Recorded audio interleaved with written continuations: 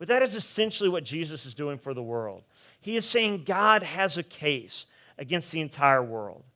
God has a case against the entire world that, man, the entire world God has been so gracious to give you this enormous gift of life and everything in it.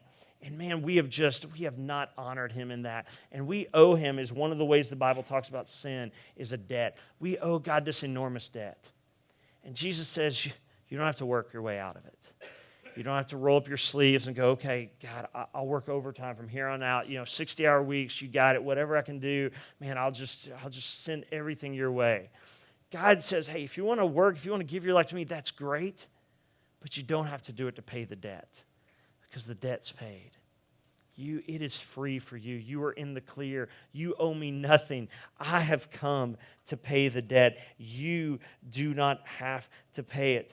And here's the really interesting part about Jesus, and the part that I really hope that you see in this passage tonight is that if you've been following Jesus for a while, and I've been following Jesus, I became a Christian when I was 17, right before my senior year of high school. Man, honestly, at some point, I thought, I am 42 now. At 42, I thought I'd be further along in the 25 years I've been following Jesus than I am. I mean, some ways it's like, man, God has grown my heart, and he has matured me and shaped me and changed me in tons of ways in some ways that I didn't expect.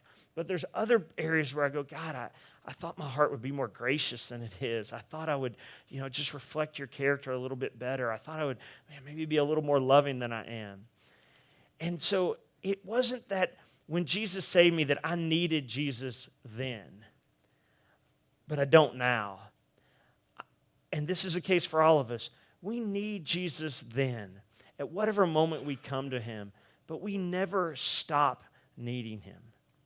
And what this passage beautifully, beautifully teaches is that Jesus, and this is just kind of a cosmic, mind-blowing thing, and to even say right now kind of misses it. But right now, if you want to think of it like it, right now at this very moment, is sitting before the Father.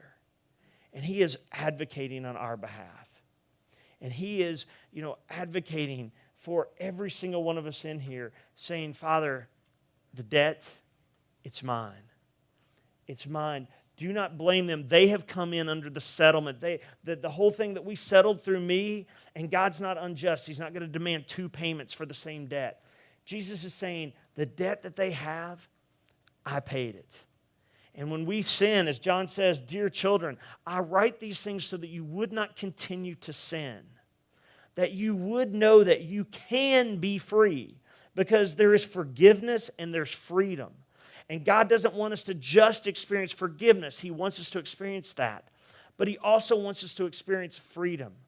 But he says, dear children, John says, if you have only heard of forgiveness and you've not yet experienced freedom, and you continue to struggle with this sin, you still have an advocate.